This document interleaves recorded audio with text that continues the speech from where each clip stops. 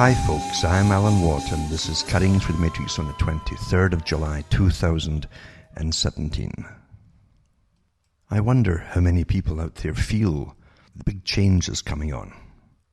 It's like a wave is receding. All that was old, even a good chunk of your life in fact, is just almost passing away, and a chapter's been opened, and you're at the beginning of the actual opening of it too, when the next part of the agenda, all planned meticulously to the smallest detail, is being pushed forward. And it's tangible. I can feel it. I wonder how many people out there can actually feel it too. And I've given talks before about how nothing happens in the world system without massive planning, organization to make it all happen, including the training of the public who will live through the big changes that are always to come. And when you look at the many years of social indoctrination through so many different avenues, from your schooling, education of all kinds, and your entertainment even, television and documentaries and so on, all getting you ready to be the adults, in fact, who will go through the transition. This is the age of transition, remember, the 21st century, where the big, long planned agenda to bring in the totally controlled, from birth to death for every individual across the whole planet, is to come into force, step by step. Sometimes one country at a time, and whole chunks of countries, whole blocks of countries at other times too. And we're going through it right now. And once again, like Albert Pike said, he said, we never start a premature revolution. It's silly to just go ahead and push something unless you prepared the public gradually for it. And once they're perfectly prepared for it, you see, then you can push the next step. And people will think, well, I guess it's inevitable or it's natural or whatever, because they really are. They've been brainwashed into accepting it, thinking it's all quite normal. And the techniques of getting people to accept anything at all, I mean anything, are perfectly well understood by the top psychologists and neuroscientists and so on. They know how to do it. In 2001, I did shows, or talks, I prefer to call them talks. A show is really entertainment, but I gave talks on the system that would kick in, because the 9/11 was almost the kick-off for the whole agenda, and it truly was. And they even had debates before it too. I'm talking about when did the millennium really kick off, and they decided it was actually 2001, not the year 2000, and therefore I knew that the big agenda was going to get rammed down our throats gradually to an extent, and then at an increasing pace as more and more youngsters grew up into adulthood with their perfect conditioning all the way, every step of the way, to make it all happen. And they'll think it's all quite normal. But so do the adults as well. It's astonishing when you don't watch television for entertainment. And you talk to folk who have been watching it without a break for years and years and years, and they accept all the big changes as though it's all quite natural. And like many psychologists and philosophers too, like Jacques Ellul, who talked about learning process and the techniques of learning and use of propaganda, which is embedded into all entertainment, by the way. But it's also the fact that most people, quite naturally, who shouldn't be paranoid, they grow up thinking that they must be getting told the truth. Why would people lie to them? It's the first thing that children are scolded about, is telling lies. And yet then they give you politics to believe in. What does that tell you? And politicians. But people and children would really expect adults to be telling them the truth. And if they can keep up the pretense through great conditioning and so on, and repetition is awfully important. It doesn't matter what kind of lie it is, just keep repeating it over and over and over, and get as many stuffed suits and shirts and suits and ties to repeat it, then it must be true. It's that simple. It's that simple. Really. and it works awfully well. A consensus, obviously, goes for a lot of it, and consensus is born out of everybody believing the same things from the same sources. And again, that's a very important thing too, the same sources. Repeating. And osmosis, that's how folk learn, through bits and pieces, not consciously thinking it through in any clinical or logical or even discerning way, but simply bits and pieces of it fit together in their minds over and over, so it must be true. That's how simple it is. And folk don't have time in their lives, generally, to hunt things down. Not only that, by the way, they've also been trained with excess leisure time to really delve in to entertainment in their leisure time, as opposed to digging up any facts on things too. That's something else that's awfully important, because it's not coincidental that you're given so much entertainment. Way back in Plato's time, he talked about the cities and how entertainment was of prime importance to keep people in the cities in behaving themselves and doing what the authorities wanted them to do or believe in or whatever. And so entertainment's a big part of it. More so today, I would say, than any other time in history. Because entertainment is the best way for propaganda to get through. Because, as I say, your firewall, your mind has no firewall, sure. But if you had a firewall there, your mind has it down when you're being entertained. You don't expect to be lied to, and you think it's just entertainment. And of course, most of the propaganda today is put across embedded in an entertainment. But I've been thinking about the change. I can feel the change. It's tangible. And sometimes throughout my life, I've felt these tangible changes. The last people the authorities want to be conscious are as a general population. They really don't want that at all. It's like Brzezinski, the late Brzezinski, who talked about the public becoming politically conscious, politically aware of what was going on. Well, they didn't just rest on their laurels and say, oh, well, that's that, we've had it now. They went right to work to make it again, to really bombard the public with all kinds of what they call fake news now, and from all directions, by the way. And that's been very successful. They're back in La La Land, and all you hear now is slanging matches where people call each other nasty names through Twitter, etc. Like children. It's really amazing to stand back and watch this, because it's the kind of thing you would expect to grow out of by the time you hit about maybe 8 years old. But here you have adults doing it now too, just slang matches back and forth, calling nasty names. Quite something, eh? So if you think we're becoming enlightened, forget it. It seems that the opposite is actually happening. It's quite easy to distract the public off into faraway places, you might say. Those who master the world and constantly analyzes don't miss a thing that we do. And if they think we're lapsing about even being concerned about their con games like global warming or whatever it happens to be, they'll give us a barrage of terrible documentaries all at once, because they've got all the money in the world to brainwash you with, since it's your money, it's your tax money that they use against you. Just to remind you to get ready for the next step, which is, it's a whole, I've mentioned it so many times before. They're bringing back the same ideas of eating all kinds of insects to get your protein, because they don't want any farming at all, pretty well, for you. Not for all of you. For themselves they will have. They'll always have special things for themselves. Those who see themselves as the rulers of the world, and then all the helpers. And the helpers are just as bad as the rulers. In fact, often they're worse. But they see themselves as being exempt from it all too, and they've got a big shock down the road themselves, I'm sure. But yeah, they're bringing it all back again, that meat's bad, everything's bad, you see. If farming itself is bad, any kind of farming is bad, because it goes to feed you, and it's bad for the environment. Terribly bad for the environment.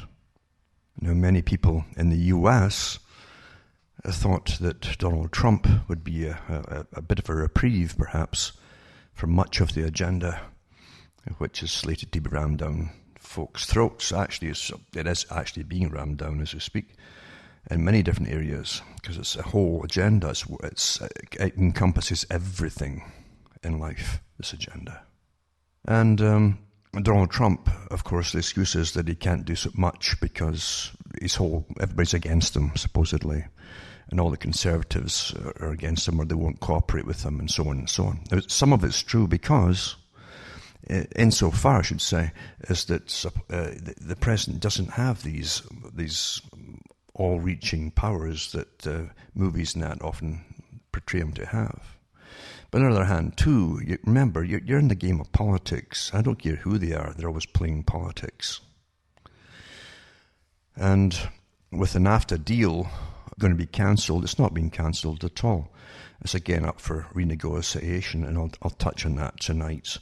And now the NAFTA deal, North American Free Trade Agreement, remember, came out of the initial free trade agreement. That before that, then the NAFTA was to cement it even further with Canada, the US, and Mexico, and then to start bringing in other countries in Latin America, and then to form a complete continental bloc, just like the European Union. That was the intention of it all, with a centralized parliamentary system. I even gave the talks, I think 2005, where they came out openly, the Council on Foreign Relations came out openly on Canadian TV and said that they were behind the whole NAFTA agreement, yada, yada, yada.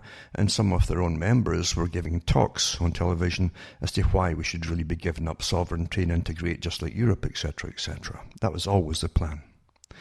Remember, the one organization, starting with the old Lord Milner group in Britain, which became the Royal Institute for International Affairs, a private group, which also created the European International Affairs Group, because they own that too, created the Council on Foreign Relations Group for the Americas, and also the Pacific Rim Group as well.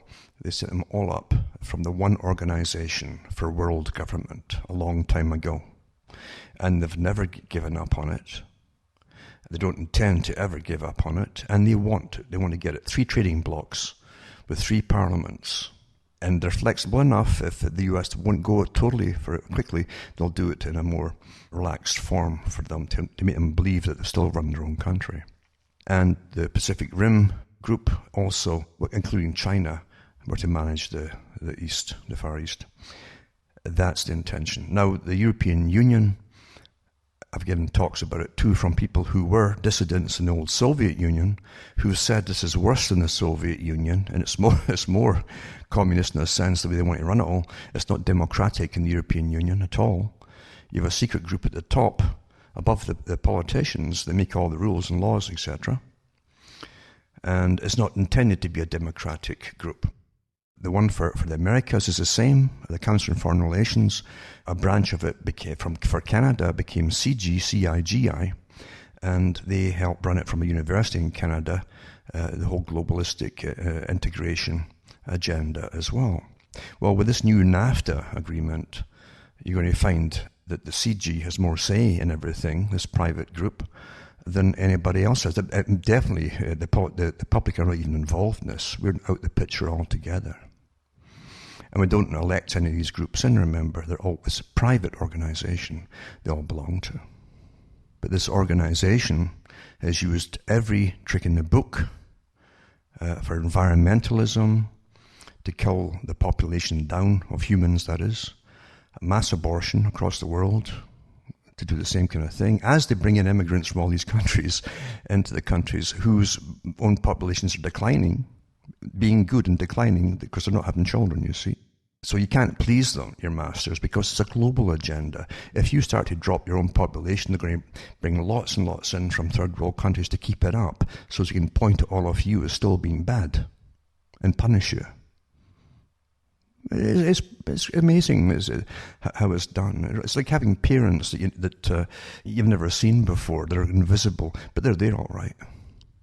And they tell you what to do and what you're going to do. And they treat you like children as well. We all get treated like children. We're not supposed to know these things or even be involved in these things. That was part of their talks way, way back, how they would train the public. Then this is from the old Fabian Society. They would train the public not to be involved in politics, except when they wanted the people to demonstrate or have riots, in fact, to bring in what they called socialism.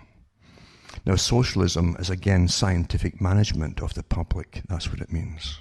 For those who don't get it, who think it's all for helping the working people or the poor people.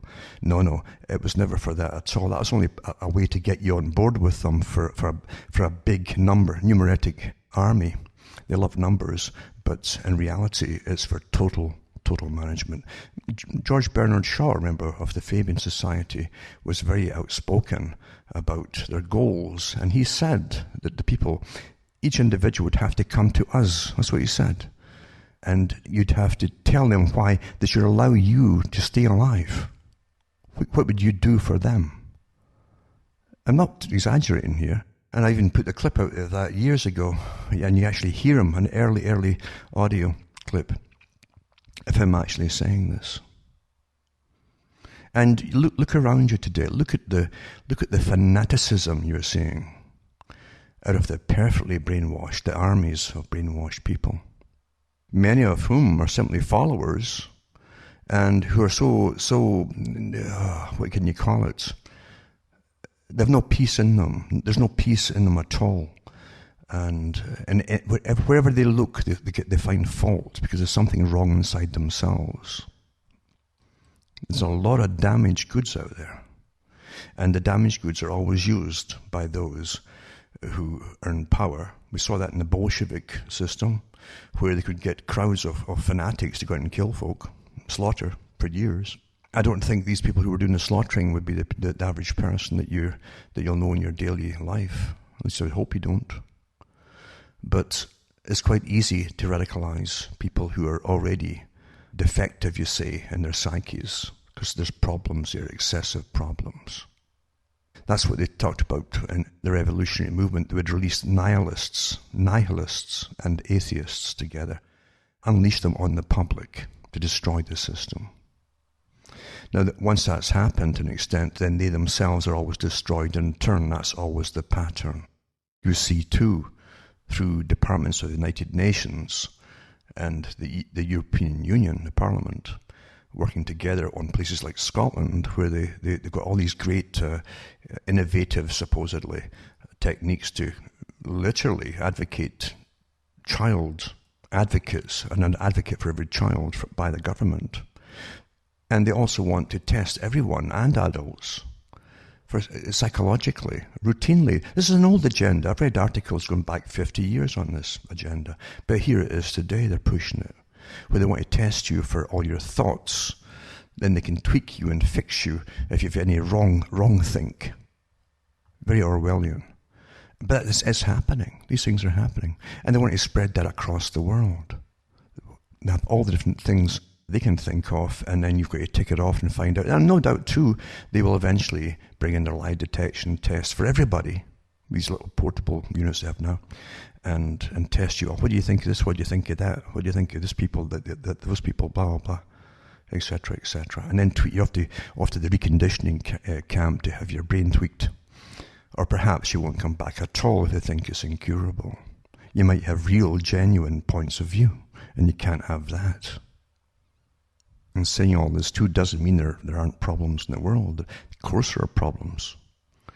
And if you look at the system before even World War I, and then after World War I or II as well, because of the Depression that came in, and the debt that was World War I eventually brought on countries like Britain, for instance. And it kept people in a pretty well stable form of, and I mean stable for a long, long time, form of poverty, just making it no more.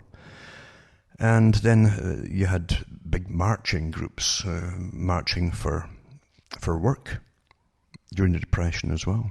These are real things that happened. And they were all wrong, absolutely wrong. The system was wrong. The system was the old imperial system. And the imperial system, which again was run by the same globalists, by the way, that's bringing you this world order, the present world order under the United Nations, the Milner Group into the Royal Institute of International Affairs. It was all their members at the top, their inner circle, who were the lords, etc., and they were the governor-generals of different countries, appointed by the crown, who also had their businesses across the empire and were raking in all the money from it. The taxpayers were the people who paid for it all. They paid for the military. They paid for the railroad tracks getting put in across India and other countries as well, Africa, so that the big boys could get all the resources out. And then the public are always handed the tab for all. That's the reality of what it was. It still goes on today in a very much more camouflaged form.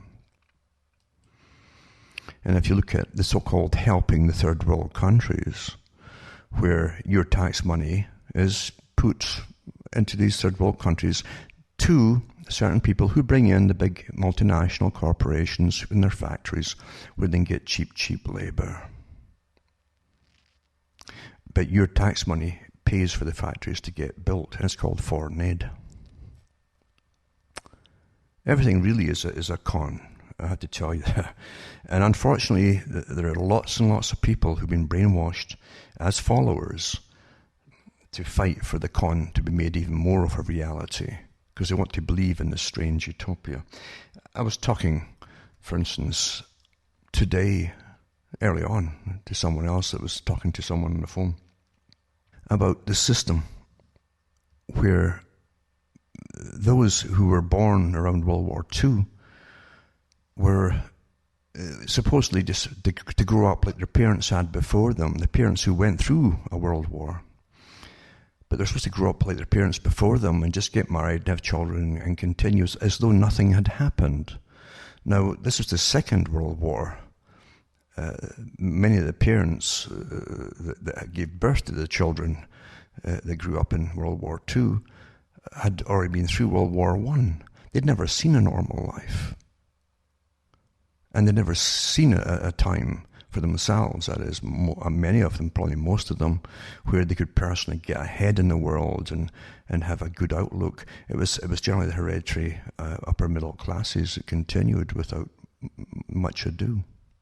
But World War II was the ending of so much of the old culture, because it just didn't work. It didn't work for those who were growing up.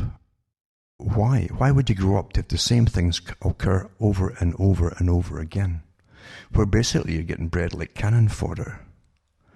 And in between the wars, there's hardly any work for you at all to take up. And then you enter the Fabian organization that was meant to foment a form of quieter revolution by using the parliamentary system to bring in a communistic system for managing the masses. And that's still on the go today, because that's what you're under socialism. It's a communistic, bureaucratic form of ruling the masses from birth to death, micromanaging their lives for them in every aspect. You had many authors I've read from their own books, like Charles Galton Darwin, who wrote about it the next million years. And he said that the people wouldn't have to make decisions because the state, meaning the agencies of the state, would be making all your decisions for you. That's pretty well here. And unfortunately, many of the younger ones growing up today think that's quite normal. Other ones, as I've said before, there's always a certain segment like socialism because they don't have to make decisions for themselves. But you've got to remember, once you're in a system, and we are in it, by the way, a system of socialism, you are reduced to a number. And everything about you is to do with that number. That number is used for everything, which is social insurance number, whatever they want to call it, or ID, it's all the same thing. And that goes right down, and I've read the articles too from the various health authorities of different countries where they put you down according to your value to society, if you ever go into hospital, and that will decide, including your age, but also your value to society as to how much treatment they're going to give you financially, that is, regardless of the insurance they've taken off you over the years. That's how they work it out for you. You're no longer a real human being anymore as a distinct, separate person. No, you're simply that number, and there's your age, and here's your standing in society. Does society need you or not? That's what it's all about. And that's what the mass man is. That's what any system that calls you the masses or the herd and herd management, that's what they think of you. And you better understand, they really mean it when they call you the herd and herd management. And they do all use it, by the way, in your own countries. Perhaps the health authorities could give us all a vaccination to stop us being prone, giving herd immunity, give us actual herd immunity against politicians of all stripes and calibers. And perhaps against all the different NGO groups that are paid, at least their leaders are paid by the big foundations to use them as private armies to protest or to vote or whatever it happens to be. But the whole future has literally been incredibly micromanaged to the present state and beyond. And how it's to be done has all been marked out and tested and so on, and micro-tested in different places. And they know exactly how to bring us into the whole new age, as I like to call it, the new age, the true new age. It's quite interesting that they used to talk about the age of Aquarius at one time amongst the occultic groups. And you find the occultic groups were heavily involved in Masonry, Freemasonry, or even revolutionary activities as well. And well written about too and documented in some countries more than others, such as France. Not a conspiracy theory, but fact. But they did also bring in Kabbalistic stuff too, including numerology and astrology. But they liked the term Aquarius, where they could mark off ages and make a plan to bring in this age of Aquarius, pushing the idea of freedom and understanding and all this kind of thing in society. But in reality, remember, they always have a secret meaning for everything. And the secret meaning is just that. It's the age of the new baptism. The baptism into the new system, where you will serve. And you're baptized, and you is meant for you to serve, remember. And you will serve the system. That'll be your purpose. That was also the purpose. Remember, it was brainwashed into all the lesser people of communism. The cog in the wheel, that's what you became in communism. And you served it. You as an individual were worthless. The only worth you could possibly have was with the whole, with the body. And that's exactly what is coming down the pike now. I've given the talks on austerity. And again, the United Nations has departments set up to deal with this mandated austerity. I mean mandated, by the way. As it has departments set up for pretty well everything that's coming down the pike. You don't vote for the United Nations, remember? And you don't vote for all the other groups that have been formed, like the G20. These are all groups of 20, and groups of this, groups of that, groups of 7, groups of 8, and so on. This is all the round table system that was set up, the private organization, Royal Institute of International Affairs, also called Council on Foreign Relations, and various other terms. The more we use the terms, the more they like to change and disguise themselves, because they don't want the public knowing too much about them. If you looked around you at your daily media, your media never comes out and tells you what these organizations actually are. They certainly never come out and tell you the power they wield, because they've given themselves power, and then they advise governments as to what to do. Well, why don't they come and give the vote to the public and let the public get in on it for a change, and then we can tell the governments what to do? That's the last thing they want. The Swiss have a much better system where anything major that affects all of them has to be put to the national vote. Everybody gets to vote in it. We'd never see that in the West. Never. Instead, they train you to think it's quite natural that some organization with a few professors have the right to draft up the next part of the NAFTA agreement, for instance. And they all belong to, again, the same private organization I've been talking about for years. Then you all have to follow once it's put into law. You don't vote for any of this. And if you really believe that, well, why not let them do it? No one's that bad. They probably have our best interests at heart. You're willing to risk everything on they probably have your best interests on heart. Have you read their articles? They have an utter disdain and loathing for most humans. Because you all apparently are causing all their problems. I'll get back to some of the articles here. Now, it's just for those that want to even look up and see what it's all about. But the North American Free Trade Agreement was signed years ago, 1994.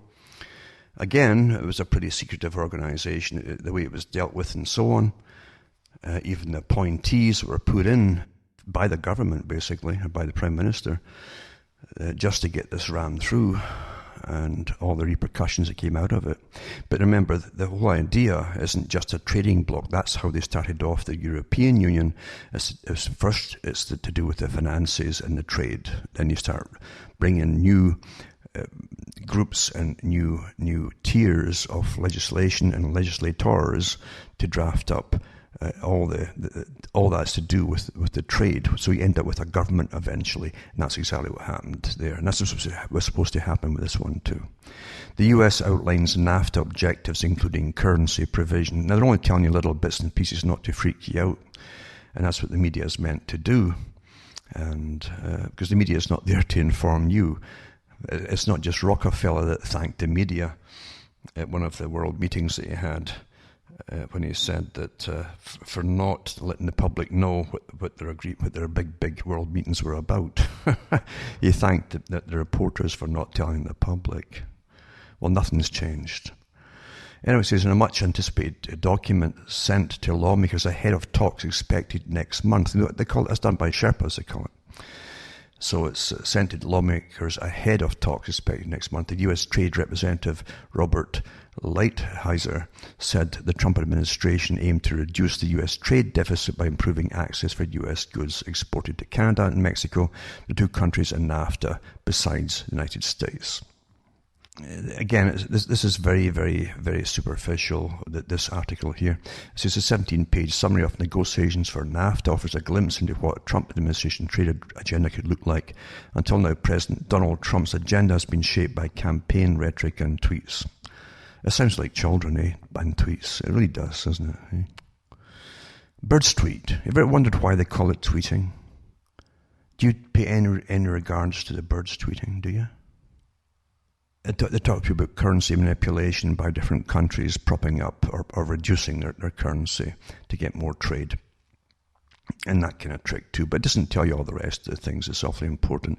They mentioned too that the softwood lumber disputes has been going on forever. And I guess that won't ever really change very much. Then this one here, 5 key NAFTA issues bound to spark friction between Canada and the US. And that's from the Canadian press. And it says that Canadian officials maintain that Mexico is a real target of US President Donald Trump's determination to renegotiate what he considers to be a bad deal for America. Now remember too that nothing much is going to be done here as far as I can see. This is when Canada was negotiating a bilateral free trade agreement with the US in 1988. Now it's the first one. The FTA was the Free Trade Agreement, 1988. Then you had the NAFTA one in 1994. It sought to eliminate the use of countervailing duty, that's taxes, and anti-dumping laws, measures designed to neutralize the effect of imports deemed unfairly priced or subsidized. And Canada believes such laws were overzealously employed by the US and upheld by their courts to protect American products from competition, including from Canadian softwood lumber. So the idea, remember too, that was plugged by the Royal Institute for International Affairs and the European Institute for International Affairs, which is the one for all the politicians in the European Union, but same organisation though. Every country's got these people in them. And you don't vote for the organisations they belong to. But they're making all your decisions for you. And their goal has always been a world government run by themselves, of course, at the top. The world managers, lots of academia get on in the act, and various so-called social scientists, psychologists and behaviourists and all that, to manage our lives for all the masses, the unwashed masses down below. But again, they're going to give you superficial stuff here. I can remember when the NAFTA agreement was going on, North American Free Trade Agreement, every premier for the provinces across Canada, just like the US states and their governors, had to attend every month, I think it was, all together, and they were each given a little summary for that month of the trade deals that were going on and to give them input. They're only allowed, I think, 3 minutes to read the darn thing. This is by law. Because there's so much in it they didn't want anybody to know about, including the different premiers for Canada. It's so secretive. See, the idea is eventually to do away with all sovereignty and bring not just into a North American Free Trade Agreement, but the whole of the Americas in, including the Caribbean islands outside too. That's the deal. But it's well on its way now, of course, and these little things, these little hiccups between those big corporations that own little bits of it, they're vying for a little bit more. It doesn't make any difference to the public. You're going to pay through the nose for everything now as you go into austerity anyway. And you're paying so much of your taxes to the big corporations as it is. All of them. All of the big ones are on corporate welfare. Look at the electric cars that are coming in. And the taxpayers subsidising probably a half or maybe even more of the real cost of production of these things. And it's not meant that they really take off and do well. It's to get rid of the gasoline engine, and then when they hit you with the full cost of these cars and the cost of maintaining their batteries, you won't be able to drive. It would be too cost prohibitive. That's the idea. No private vehicles in Agenda 21. That's what it says. The agenda for the 21st century. You'll all be living in little community areas anyway, and in your overcrowded cities, because they don't want you in the rural areas. We've read so many of these articles over the years from the sources themselves, and they don't leave any guesses for you. There's nothing to guess at. It's just that the general public says, oh, they don't really mean it. Yep, okay. I'll put up a PDF on the NAFTA objectives as well. If anybody wants to read it, most folk don't want to read it. Now, in Canada, because Canada's the cutting edge, for those who don't understand, Canada's really the cutting edge. Lester Pearson was the head at one point, I think, the big UN fraternity, you might call it. And he, along with other people involved in Canadian government, helped draft up the Charter for the United Nations when they were setting it up after World War II. And he was with Escott Reed. I think it was James Escott Reed. But it was Escott Reed. There was a guy, Escott-Reed from Ontario, worked with Pearson. And they worked with other communists too, by the way. And they were communists, for those who don't know that. And Escott Reed said in his own book that our goal, is world government. That's the end of nations, you see, world government. So it's not guessing. When I say things, it's not because I'm a conspiracy theorist or anything. I'm just using their own information put out by the people themselves. And these people were leaders in their field. And some of the communists that were actually in the US side were actually tried for communism. They helped set up the actual Charter of the United Nations. But we've never stopped in Canada being the avant-garde for this international socialism with its pretense of equality for everything. As they just destroy everything, they say it's equalizing everything. In a sense it will be, because we'll all be equally poor. And again, that's austerity. Except for the ones who manage you, who live awfully well. They always make sure that they do. But this goes right in line with it all. And again, remember, if you go into certain aspects of philosophy, you're supposed to use logic. And logic has to be continuous.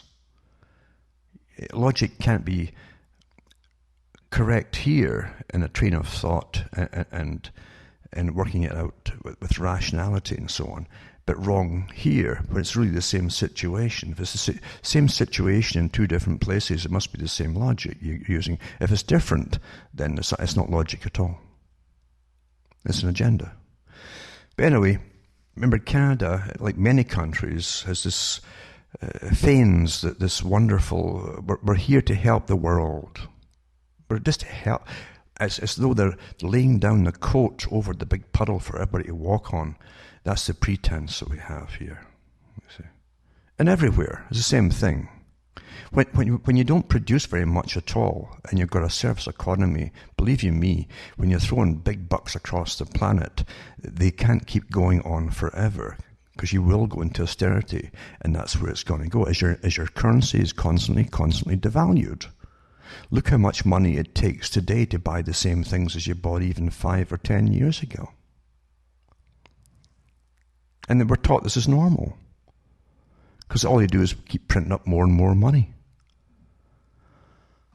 But here it says, here, London, England, July 14th, it says Canada's International Development Minister has defended the Justin Trudeau Liberal government's aggressive pro-abortion international aid policy by claiming abortion is a tool to end poverty.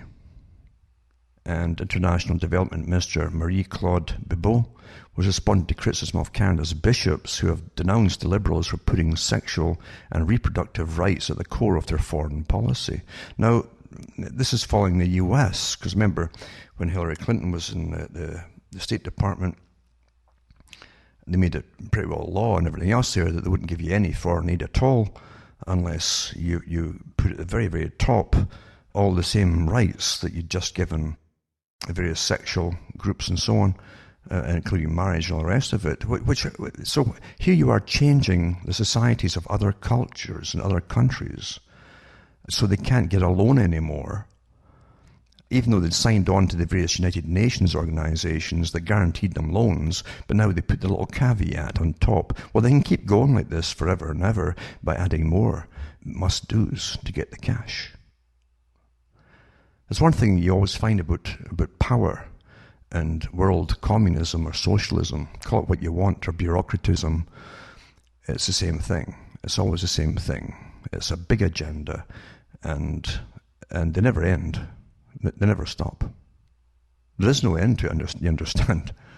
It keeps going on with more and more demands. Anyway, it says, but Bibeau, speaking to CTV News from the Family Planning Summit in London, countered that contraception, even abortion, is only a tool to end poverty. So it's only a tool. It says we have to give women the control over their lives, so we shouldn't look at the contraception as objective, she said. And it says it's the only tool to reduce poverty, inequality, and to make an impact in terms of development and peace and security in the world. Now, I want you to, it doesn't matter what you really think about this, because I know there's all kinds of people out in the world. But think about this. What is abortion? Now, they're not talking about cats and dogs or anything else here. They're talking about humans. Ending life. And that's what it is. A fetus is an unborn baby, right? And it's ending life. And don't say it's not living, for goodness sake, heart beating, all the rest of it, and so on and so on. It's alive. Yeah. It's not a cancerous growth. It's not a disease either. Now, surgery is not supposed to be used for non-disease or non-medical problems. It's not a problem. Remember, it's a social inconvenience now. So killing, and this is just a way of putting it, killing is okay for social convenience. That's what it's saying here. Do you think they'll stop with abortion? Do you really think that? You better start to understand that human life is constantly being devalued all the time. Julian Huxley gave his speech about it when he was in charge of UNESCO. And he was also in there with Planned Parenthood.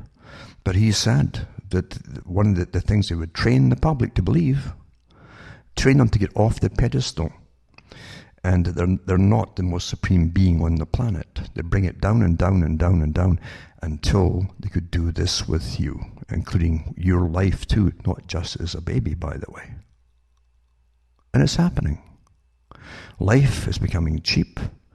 Bureaucracies, and I, by the way, include the medical profession and socialized medicine under bureaucracy, because they now have the right to decide life and death with adults as well. And you better start thinking about this. Now, forget even that part of it. Go to the other part of it. Supposing your food, look at your food. Look how much the stuff you've got now is soaked in the worst kinds of pesticides and herbicides. And you're eating it, and they know darn well what's causing cancers. With any disease, you simply say what's changed in the last 50 years or 60 years or 70 years. They know exactly. They're constantly studying everything in great detail. And they know exactly what's causing all these problems. But they deem it acceptable. For you, mind you, they don't eat that themselves. They eat normal food, which they now call organic. And their normal food, by the way, for the real high-ups, is not even exposed to the chemtrail clouds that rain on them. They do it in domes. I've read the articles before. It was the mainstream papers about the big domes they grow them in, from Japan to Germany and different countries. They've all got them, by the way, for the right kind of people. And they don't even have insects in them. The people who work in them wear these suits like they do wear inside even the big chemical labs and so on. So this stuff is pristine that they're eating. But you don't get drawing rights for that, but they do. So cancer now is normal. And don't fall for the nonsense, well, people are living longer and they're getting cancers before they have died with this, that, and the other. Well, don't fall for that, because the cancers are hitting younger and younger people all the time, as you all well know. But life is becoming really cheap for all of you. Really, really cheap. And you've got to start giving more value to life, and I mean all life across the board. And all stages of humans as well, if you want any value to be put on you. Because one day it'll be your turn where they're going to decide if you should live or die when you end up in the hospital, by the way. So there you have abortion as a tool to end poverty. Next thing it'll be, well, euthanasia for adults is a tool to end, to put more money in the system for younger people. Another article took Canada to provide a whopping $241.5 million for overseas abortions and contraception. Do you get to vote in any of this stuff? Do you realize how much money is taken off you and you don't get a chance to vote on anything? Another article here too, and it's quite good too. It says no kids, no cars, no meat, no flying. And it says if Prime Minister Justin Trudeau really wants to save the planet from man-made global warming, he should tell Canadians to stop having children, don't drive, don't fly, and don't eat meat. Those are the four most efficient ways of reducing industrial greenhouse gas emissions linked to climate change in the developed world. By contrast, the solutions pushed by the Canadian government and educators, such as recycling and switching to energy-efficient light bulbs, while they may feel good exercises, are insignificant. This is as reported by University of British Columbia PhD student Seth Wines and Professor Kimberly Nicholas of Sweden's Lund University. Lund's a famous one for this kind of stuff. In their paper, The Climate Mitigation Gap, Education and Government Recommendations Miss the Most Effective Individual Actions, published last week in the journal Environmental Research Letters. The biggest savings by far comes from having no children or fewer of them. Every unborn child would save the average Canadian family 58.6 tonnes, this is what the university says, of carbon dioxide equivalent emissions annually, compared to 0.213 tonnes by recycling. Going carless saves 2.4 tonnes compared to 0.1 tonnes by replacing incandescent light bulbs with energy-efficient ones.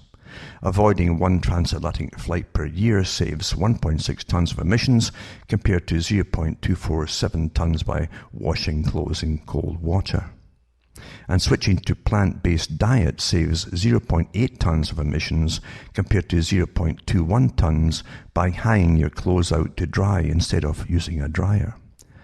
Despite this Wines and Nicholas report, we find that 10 high school science textbooks from Canada covering 7 provinces with 80% of the population, largely failed to mention these actions. They account for 4% of their recommended actions instead of focusing on incremental changes with much smaller potential emissions reductions. Then they go on about further lower impact actions and so on. It says, thankfully, the researchers don't recommend our governments force Canadians to have smaller families, although this is a common refrain amongst radical environmentalists whose love for humanity is surpassed only by their hatred of people save for themselves, of course. And it does not say it all. Doesn't it say it all? Yeah, that's quite something, I'm telling you. And this one was this article was partly, well, it's from The Sun. But that says it all. They're great for preaching to us how we must behave and what we must do, but not for themselves. They don't plan, for instance, in reducing their driving. They have special permits for them. And when we're all banned from driving, and they go across the planet to meet all their global talks where they prattle to each other and have their 20-odd course meals and so on. But not for you. Not for you. No. But it's true, they really hate humanity. They hate all of you. They really hate all of you. They see you as a lower, less evolved species. And I really mean that. That's what they believe. They truly believe this stuff. And then you get the United Nations again. It says, the United Nations urges global move to meat and dairy-free diet. By the way, if you think it's just coincidence, all your meat and so on went up big time in the last couple of years, it's not coincidence at all. It's part of the agenda. And they've just been given the go-ahead to up them all again, to get you off meat. The very wealthy can keep affording it, of course, but a lot of folk can't anymore. It says, in the face of growing threats from climate change, climate change is an excuse for everything, which is nonsense. The global community must change its dietary practices, a UN report says. Diets rich in meat and dairy are unsustainable. That's all I have to say now. It's unsustainable, as they put you all into the euthanasia booth, like one of those old Star Trek episodes. This is per the report produced by the UN Environmental Programme, that's UNEP. The report was issued some time ago, but has resurfaced as the environmental impacts of large-scale meat and dairy production become of growing concern to policymakers. Well, do you vote for any of these policymakers? No, you don't. No, you don't. And they keep on about population growth, even when the Western countries are supposedly declining in their actual real populations. They're very old populations that they've got there. They're declining, and that's the excuse they're given for again massive immigration. That's the excuse because they just don't want the resident populations to be around too much longer. That's the real reason for it. So, which one is it? There's too many of you, there's not enough of you. They've never given you a happy medium, have they? Not for you. They haven't told us. And then this article here too, I'll put up, it's to do with the environmental impacts of consumption and production, for those who don't quite get it. It's also from the United Nations, again, environmental group and so on. It goes on about the whole thing of why everything you do as a human is bad. For you humans, it's bad. Not for intelligent humans who are up there somewhere, but for you people, it's all bad. Yep. Farming's bad. Everything's bad. And another article, too, is to do with teaching climate change in U.S. schools. And it goes back to even 2015, back to the present time again. But it says the struggle over what American students learn about global warming is heating up as conservative lawmakers, climate change doubters, and others attempt to push rejected or debunked theories into the classroom. But see, you must always brainwash the children who'll grow up thinking it's all quite normal that they're being persecuted so terribly by the authorities just for being alive. But they must accept it, and they will, because you can teach them to believe anything. If adults do it for children, children will think they must all be true. Why would they be lying to you? Children haven't learned about how folk could be radical fanatics for political parties and so on. They still haven't got to that yet. So they think they're being told the truth about everything. But it says here the debate arrives on teachers' doorsteps nationwide as thousands are being mailed the book Why Scientists Disagree About Global Warming from a Chicago area advocacy group called the Heartland Institute that challenges the assertion that there is consensus about human-caused climate crisis. In a following up statement, the Institute's president said science instructors should keep an open mind and shouldn't teach dogma pushed by some environmental activist groups. Everything they get taught in school now is dogma by one group or another that all want them to be radicalized in a whole range of areas. And that's the scary part about schooling. It's got almost nothing to do with helping you survive in life anymore. And also, at the United Nations News Centre, 20th of June 2017, education leaders from around the world convened today at the United Nations to discuss ways to advance action on Sustainable Development Global 4, which aims to ensure inclusive and quality education for all and promote lifelong learning. It's for total indoctrination for all teachers to give to their students. Do you vote for the United Nations? No, you don't. And here it is here, inclusive, equitable and quality education goes to the heart of the 2030 agenda.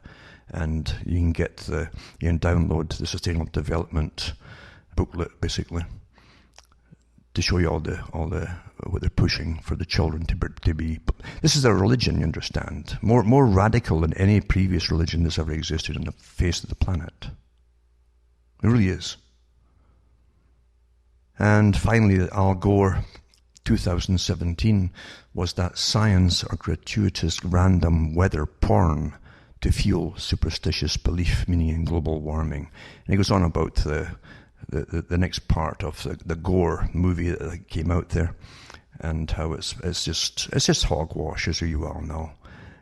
But everything you realize the billions of dollars, and in trillions actually, all tied up in carbon taxes and carbon exchanges that Gore and a whole bunch of them. Everybody who pushes this stuff has got investments in this new stock market of carbon exchange, etc. And are going to be even more stinking rich than they already are. Anything but impartial, eh? But they're making sure that the teachers are going to brainwash every child to go along with this, for this religion. And that, of course, is what Gorbachev said years ago too, and I read it from his book years ago, on the air, where he said we must create a new religion, a form of earth worship. That's exactly what has happened. Well, I hate to say that's the time up already, but my God, it is. It's just flown in. And I really hope you can hang in with it all. And don't forget to keep in touch with yourselves and old friends and everybody else, because we're going into terrible times. We really, really are. It's in the air. I can feel it. I can feel it very, very heavily. And there's a whole generation of folk who are knowledgeable that things are dying off. And remember, once so much knowledge is gone, it's truly gone. And you'll be left with people who are just putting nasty tweets back and forth and calling names about everything, instead of giving you this alternate and very real education for your own survival as a human being. It's about time we put ourselves back up on the pedestal again, I think. From myself, Alan Watt, from Ontario, Canada, it's good night. May your God or your gods go with you.